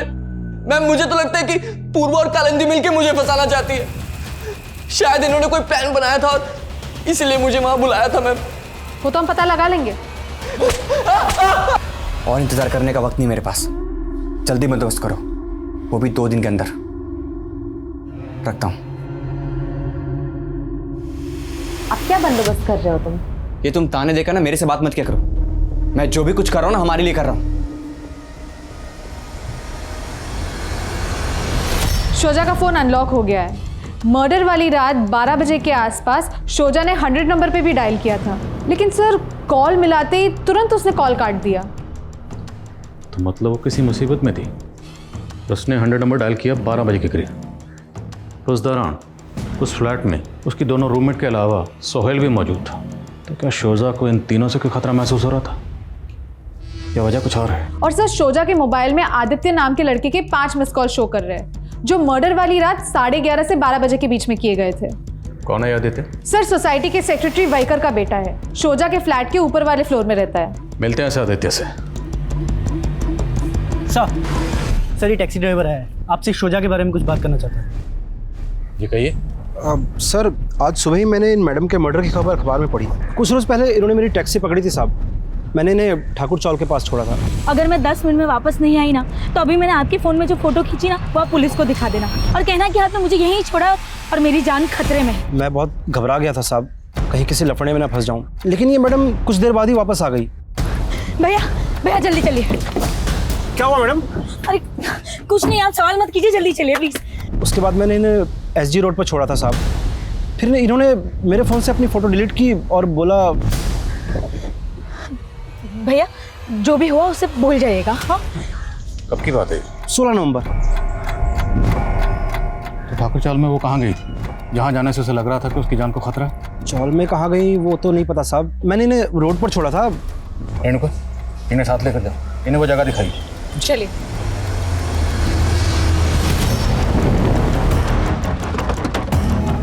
मैडम यहीं पे उस दिन मैडम ने गाड़ी रुकवाई थी और वो आगे उस गली में जाके मुड़ गई थी।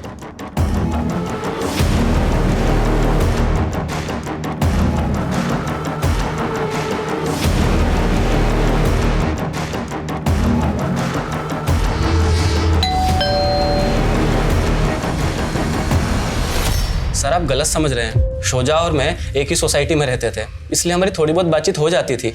सर हम अच्छे दोस्त बन गए थे, फिर हमने एक दूसरे के फ़ोन नंबर एक्सचेंज किए, इसलिए मैं उसे फ़ोन करता था। सर लेकिन मर्डर वाली रात वो काफ़ी परेशान थी।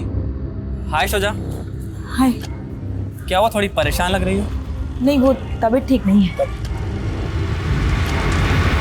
सर मैंने बस तबीयत पूछने के लिए फ़ोन किया था उसको। तो तुम कह रहे हो कि तुम और शोजा अच्छे दोस्त थे, इसलिए तुम उसे कॉल करते थे? हाँ सर। तो उसने तो तुम्हारा कॉल कभी रिसीव ही नहीं किया, एक बार भी नहीं की। क्यों? क्योंकि तुम उसे परेशान करते हो, आते जाते तंग करते होगे, बार बार कॉल करते होगे। उस रात भी कई कॉल की, उसने कॉल उठाई नहीं, तुम सीधा पहुंच गए उसके फ्लैट पर और फिर उस... नहीं सर मैंने ऐसा कुछ भी नहीं किया है। तुम और शोजा अगर अच्छे फ्रेंड्स थे तो उसके साथ जो कालिंदी रहती थी उसे भी जानते होगे। कालिंदी कहाँ है?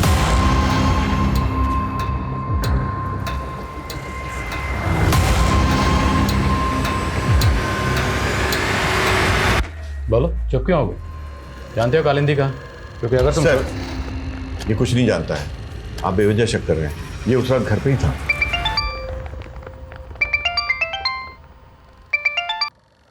हाँ रेणुका। सर मैंने पता किया, शोजा का ठाकुर चौल में शबनम नाम की औरत के यहाँ पे आना जाना था और सर ये शबनम का भी मर्डर हो गया है। What? शबनम का मर्डर शोजा के मर्डर के तकरीबन 8-10 घंटे पहले हुआ था, शबनम के ही घर में। और सर शबनम के मर्डर के बाद से ही वहाँ की लोकल पुलिस शोजा की तलाश में थी। सर शोजा की एक पड़ोसी ने तो उसका स्केच भी बनवाया था। तुम शबनम के बारे में इंफॉर्मेशन इकट्ठी करो, मैं भी वहीं पहुंचा हूं।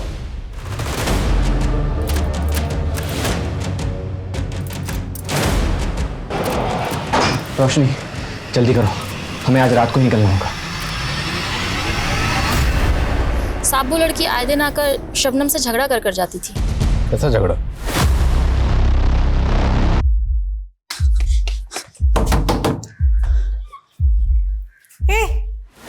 तू फिर आ गई? आज तो मैं तेरे बेटे से मिलकर ही जाऊंगी। नहीं क्या कितनी बार बोला तुझे, मेरी शादी तक नहीं तो बेटा कहाँ से आएगा? चल निकल और आना मत कभी।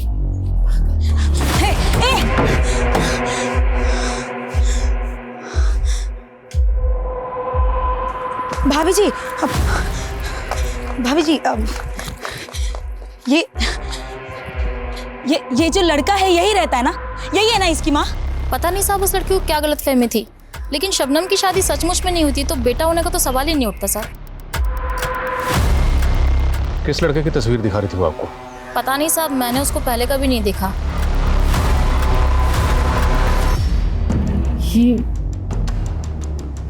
नहीं, हम नहीं जानते ये औरत कौन है।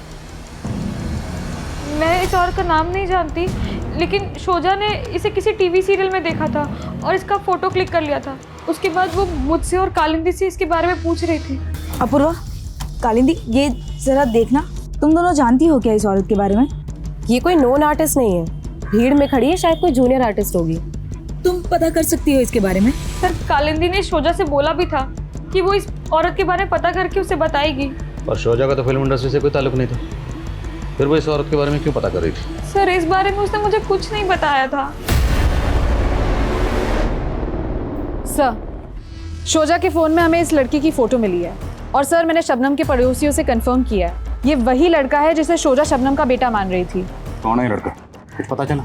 नहीं सर, शोजा की फैमिली भी इसके बारे में कुछ नहीं जानती और ना ही पूर्वा ने इसे आइडेंटिफाई किया है। लेकिन सर, शोजा के 2 महीने पुराने कॉल डेटा रिकॉर्ड्स में हमें एक फेक आईडी नंबर मिला है। 2 महीने पहले तक तो इस नंबर से शोजा की बातें होती थी, लेकिन अब ये नंबर बंद है। इस टैक्सी ड्राइवर ने बताया कि शोजा को अपनी जान का खतरा महसूस हो रहा था और उस दिन वो शबनम से मिलने गई, तो क्या उसे शबनम से खतरा महसूस हो रहा था या फिर इस लड़के से, इसके बारे में पता कर रही थी? सर, शोजा के फ़ोन से दिलीप जनार्दन नाम के एक पॉलिटिशियन को भी कॉल हो रहे थे और टैक्सी ड्राइवर ने भी हमें बताया कि शबनम के बाद उसने शोजा को एसडी रोड पे छोड़ा था, जहाँ पे पास ही दिलीप जनार्दन का घर भी है। तो क्या उस दिन शोजा शबनम से मिलने के बाद इस पॉलिटिशियन दिलीप जनार्दन से मिलने गई थी? ठीक है, हम आपके गांव के पानी की समस्या दूर कर देंगे। इंस्पेक्टर आदिल खान का फ़ोन है, वो कह रहा है किसी शोजा के रेप और मर्डर के केस के बारे में आपसे पूछताछ करते हैं, आपसे मिलने का वक्त मांग रहा है। छोड़ दो, हम मीटिंग में बिजी। जाओ। जी। अभी नहीं मिल सकते तो कब मिल सकते हैं? ओके। ये जनार्दन तो मिलने से मना कर रहा है, वाकई मसरूफ़ है या मैं अवॉइड कर रहा है? पता करो शोजा इस जनार्दन को कैसे जानती थी और शोजा के बैंक अकाउंट डिटेल्स का क्या हुआ? सर, शोजा का बैंक अकाउंट NKSP बैंक में था, उसकी बैंक स्टेटमेंट हमें मिल गई है, हम चेक कर रहे हैं। शोजा का सोशल मीडिया अकाउंट भी चेक करो, हो सकता है वहाँ से उस लड़के की कुछ लीड मिले जिसे वो शबनम को बेटा मान रही थी। जी सर। मैं कम इन सर? सर, मलवानी पुलिस से कालिंदी के बारे में एक इन्फॉर्मेशन मिली है। सर, 16 नवंबर की रात को कालिंदी एक रेव पार्टी में ड्रग्स लेती हुई अरेस्ट हुई थी। सर, अभी तक वो जेल में है। क्या शोजा का मर्डर हो गया है? ड्रामा तो ऐसे करे जैसे तुम्हें सुनकर बड़ा दुख हुआ, जबकि तुम्हारी रूममेट पूर्वा और सोहेल को यही लग रहा है कि तुमने शोजा को मारा इसलिए तुम भाग गए। नहीं सर, मैं उसे क्यों मारूंगी? मेरी तो उससे कोई दुश्मनी भी नहीं थी। मैं तो उस रात गुस्से में घर से निकल गई थी और जब मैं निकली तो मैंने देखा शोजा अपने रूम पर ही थी। उसके बाद मैंने अपने एक फ्रेंड को फ़ोन किया, वो एक पार्टी में था, उसने मुझे वहाँ बुलाया और मैं वहाँ चली गई, लेकिन सर वहाँ रेड पड़ गई। उसके बाद उस लड़के को जानती हो? नहीं सर। वैसे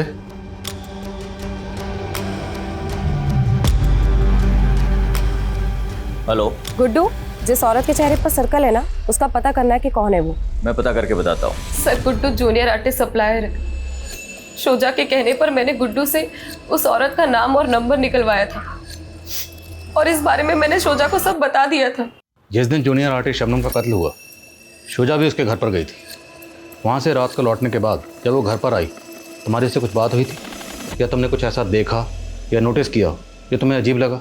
सर, उसके आने के बाद हमारी ज़्यादा बात तो नहीं हुई थी, लेकिन एक दिन पहले मैंने शोजा को हमारी नेबर के घर में देखा था। वो कुछ दिन पहले ही आई थी। मुझे थोड़ा अजीब तो लगा सर, लेकिन वो रोशनी शोजा से रोते रोते कुछ बोल रही थी।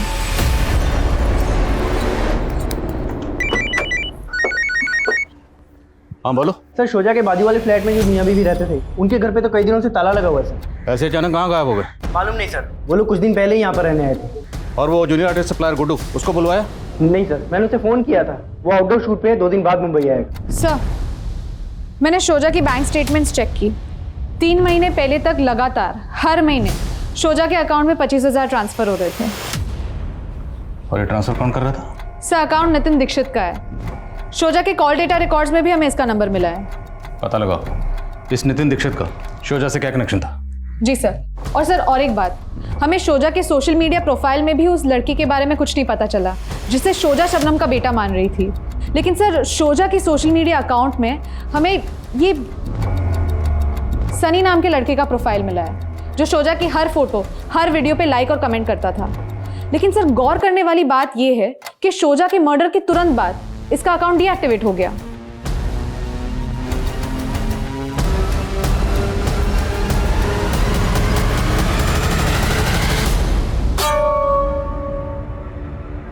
अरे सनी, तो यहाँ? हाँ, वो आपको हैप्पी फ्रेंडशिप डे विश करने आया था। क्या आप मेरी दोस्त बनेंगी? दोस्त को रेड नहीं, येलो फ्लावर देते हैं। लेकिन मुझे तो रेड फ्लावर्स पसंद है, और आप भी।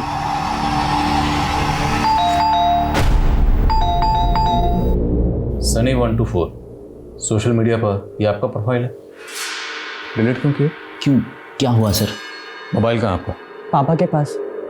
उन्होंने मेरा अकाउंट डीएक्टिवेट किया और फ़ोन रख लिया।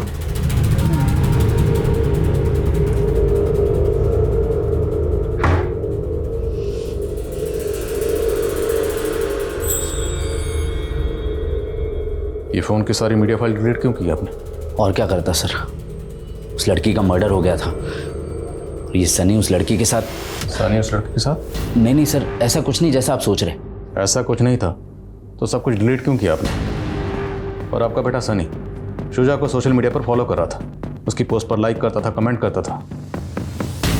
वो वही करता था कि उसकी आईडी यूज़ करके ये सब आप कर रहे हैं? क्योंकि इस आईडी के साथ जो मोबाइल नंबर लिंक्ड है वो तो आपके नाम पर रजिस्टर्ड है। हाँ सर, लेकिन मेरा नंबर सनी यूज़ कर रहा था। बहुत बड़ी गलती कर दी मैंने उसे फ़ोन देके। सर, सारा दिन सनी उन लड़कियों में घुसा रहता था। सर, मैं कह रहा हूँ उन लड़कियों ने बिगाड़ा मेरे बेटे को। तो उसी का बदला लिया शोजा से? नहीं सर, ऐसा कुछ नहीं है। इस फ़ोन का डाटा रिट्रीव करो, तहकीकात के बाद फ़ोन आपको वापस मिल जाएगा। और एक बात, हमसे बिना पूछे शहर से बाहर मत जाना।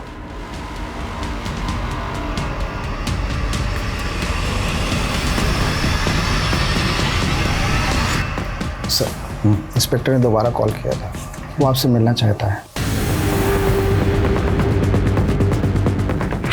ये बैंक अकाउंट आपका? हाँ सर।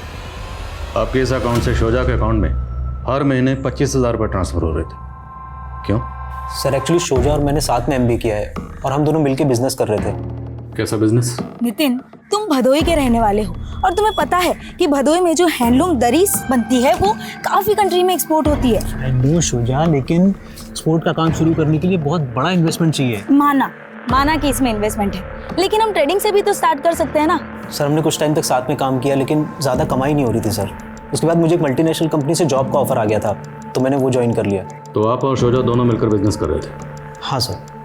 जाहिर सी बात है, आप और शोजा दोनों एक दूसरे को जानते होंगे, एक दूसरे पर ट्रस्ट करते होंगे। तो शोजा का मर्डर हो गया तब भी आप चुपचाप बैठे रहे? सर, मैं कंपनी के काम से दिल्ली गया हुआ था और काफ़ी टाइम से शोजा और मैं टच में भी नहीं थे सर। लेकिन सर, मुझे बहुत दुख हुआ, शोजा के साथ इतना सब कुछ हो गया। तो शोजा के साथ ये सब किसने किया हुआ? किसी पर शक? नहीं सर, कोई आइडिया नहीं है। कैसे जानते हैं? नहीं सर। तो इस लड़के को? सर, इस लड़के को मैंने शोजा के साथ एक बार देखा है सर। अच्छा राहुल, मैं चलती हूँ। बाय। सर, शोजा ने मुझे इस लड़के के बारे में कभी कुछ नहीं बताया था सर। मुझे बस इतना पता है कि इस लड़के का नाम राहुल है। क्या लगता है आपको, इस राहुल का शोजा के साथ अफेयर था? शायद।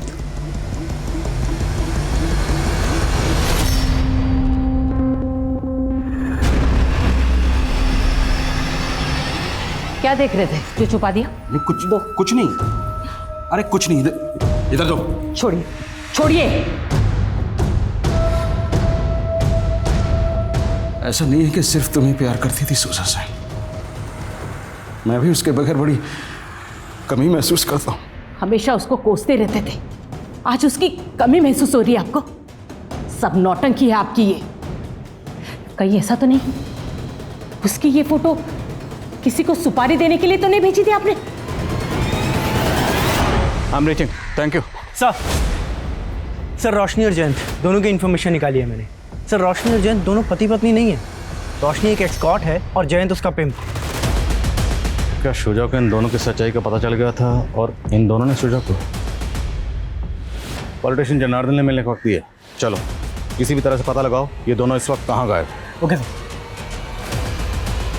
मैं सोजा को पर्सनली नहीं जानता हूँ।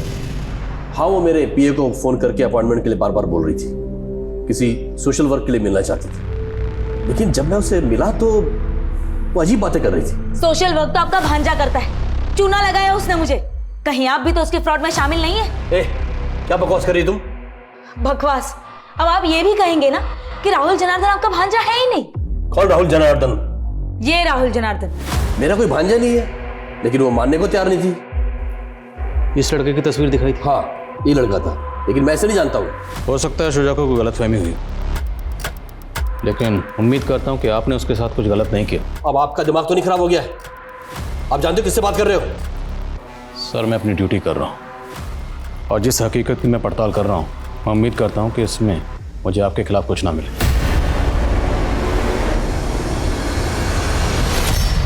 गुड्डू? जी मैडम। जिस शबनम की तूने हमें डिटेल्स दी थी, उसको ये शोजा तो राहुल की माँ समझ रही थी। जानता है इसको? जी मैडम, ये तो राहुल सामंत है, ये भी एक जूनियर आर्टिस्ट है। कहाँ रहता है ये राहुल? सर मेरा यकीन कीजिए सर, मैंने किसी को नहीं मारा, मैंने तो बस चीट किया था शोजा को। क्या चीट किया था? जूनियर आर्टिस्ट मेरा पार्ट टाइम जॉब है। वैसे मैं प्रॉपर्टी कंसल्टेंट का काम करता हूँ। एक रजिस्ट्री करवाने के लिए मैं रजिस्ट्रार के ऑफिस गया था, वहाँ मैंने शोजा को देखा। वो यूनिवर्सिटी का कैंटीन का टेंडर डालने के लिए इंक्वायरी कर रही थी। मेरी उससे वहीं बातचीत हुई। मैंने उसे झांसा दिया कि मैं एक लीगल कंसल्टेंट हूँ और उसे सारा प्रोसीजर समझा दूंगा, लेकिन टेंडर डालते ही पास नहीं होता। आई नो, पर मुझे ये चांस लेना है। यू नो, इस काम में काफी मार्जिन है और मुझे खुद का बिजनेस स्टार्ट करना है। तुमने दिलीप जनार्दन का नाम सुना है? दिलीप जनार्दन, वो पॉलिटिशियन? हाँ। और मेरा पूरा नाम क्या है? राहुल जनार्दन। वो कुछ लगते हैं तुम्हारे? मेरे सगे मामा है वो। तुम्हारा टेंडर पास कराने में हमारी हेल्प कर सकते हैं। उसको मुझ पर पूरी तरह भरोसा नहीं हो रहा था। उसको कॉन्फिडेंस में लेने के लिए मैंने शबनम को पैसों का लालच दिया और उसको अपनी माँ और दिलीप जनार्दन की बहन बना के शोजा से इंट्रोड्यूस करवाया। फिर वो मेरे झांसे में आ गई और मैंने उसको 5 लाख का चूना लगाया और मैं गायब हो गया। फिर पता नहीं उसे शबनम का कैसे पता चल गया। और तो डर गया कहीं शबनम तेरी पोल ना खोल दे, इसलिए पहले तुमने शबनम को और फिर शुजा को। नहीं सर, मैंने किसी को नहीं मारा सर, मेरा यकीन कीजिए। तुमने क्या किया क्या नहीं किया ये हम पता लगा लेंगे। लगाओ पता। नहीं सर, सर मेरी बात का यकीन। सर, सनी के फोन से डेटा रिट्राइव हो गया है। उसके फोन से शोजा की कई फोटोज मिली है और कालिंदी और पूर्वा का भी कहना है कि सनी एक तरफा प्यार करता था शोजा से। ये दोनों लड़कियां कहीं हमारा ध्यान सनी पे लगा के अपना और सोहेल का किया तो नहीं छुपा रही? सर माना सनी छोटा है लेकिन है बहुत गुस्सैल। हाँ सुमित। सर खबरी से इन्फॉर्मेशन मिली है कि जयंत धुले का रहने वाला है।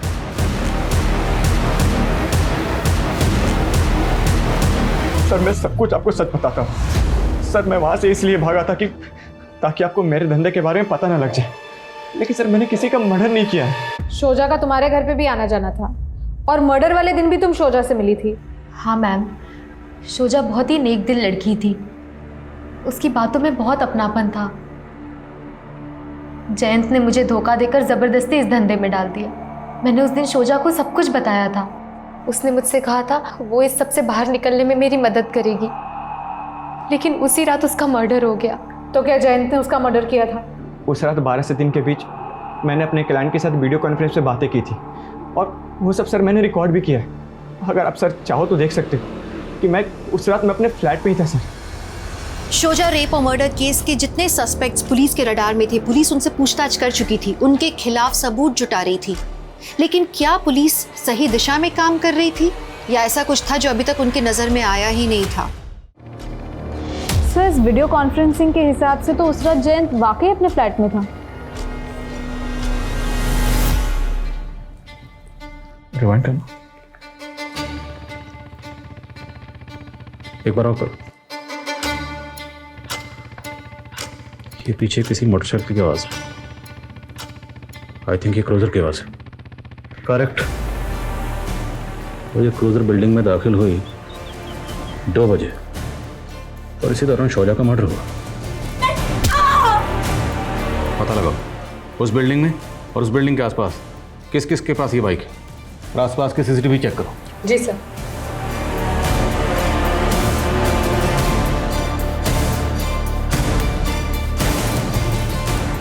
सर ये देखिए, शोजा जिस बिल्डिंग में रहती थी उसके बाजू वाले बिल्डिंग के सीसीटीवी में रात के 2 बजे एक क्रूज़र आके रुकती है, लेकिन अब ये क्रूज़र वहाँ पे नहीं है। सर मैंने चेक किया, ये क्रूज़र आशीष सिंह नाम के आदमी की है, लेकिन सर ये क्रूज़र 16 नवंबर की सुबह चोरी हो गई थी मलाड से। मतलब ठीक उसी दिन जिस दिन शुजा का मर्डर हुआ। सर हो सकता है कि ये वही आदमी हो जिसने ये बाइक चोरी की हो। बाइक जो भी चला रहा है उसका चेहरा तो साफ नजर नहीं आ रहा, इतनी लंगड़ा के चल रहा है। पता लगाओ ये कौन। जी सर।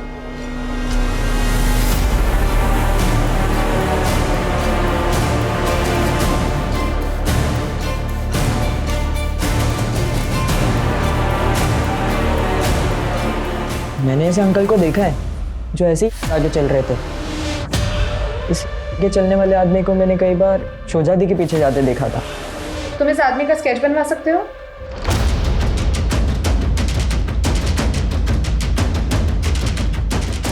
सर ये भोला नाम का चोर है, ये हिस्ट्री शीटर है, पहले भी कई बार जेल जा चुका है। हिस्ट्री शीटर है तो जेल रिकॉर्ड में इसकी हिस्ट्री जरूर होगी। वहां से इसका एड्रेस निकलो और उठाओ इसे। जी सर।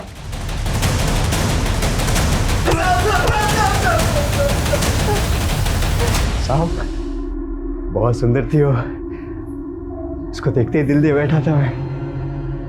रोज उसके पीछे जाता, सोचता आई लव यू बोल दूंगा, लेकिन बोल ही नहीं पाया। एक दिन उसके पीछे जाते हुए मैंने देखा वो किसी औरत के घर जाती थी। वो बहुत परेशान थी उस औरत से, इसीलिए मैंने उस औरत को खत्म कर डाला। सोचा तो वो मुझसे बहुत खुश हो जाएगी। ये गुड न्यूज़ देने में उसके घर चला गया।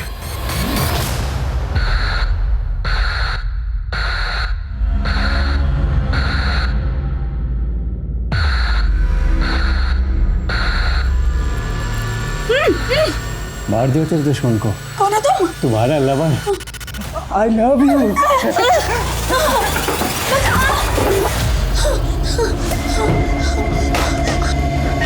नहीं नहीं नहीं नहीं नहीं। भागेगी ना, भागेगी भागेगी, भाग भाग भाग भाग।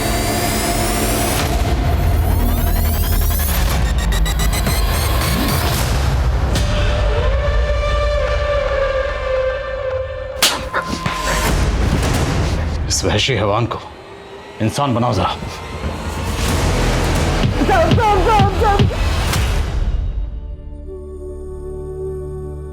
हम कई बार अपना सपना पूरा करने के लिए दिन रात एक कर देते हैं, गिरते हैं, फिर उठते हैं, फिर उस दिशा में चलने लगते हैं। एक तरह से हम एकाग्र हो जाते हैं, लेकिन जानते हैं कई बार एकाग्र होने के बाद हम अपने आसपास की गतिविधियों को नहीं देख पाते और फिर आप जानते हैं सावधानी हटी, दुर्घटना घटी।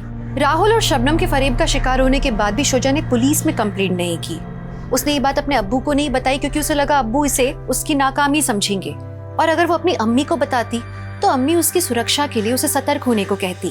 शोजा का जहन इस लड़ाई में इस कदर उलझा हुआ था कि वो भोला जैसे स्टॉकर को पहचान ही नहीं पाई।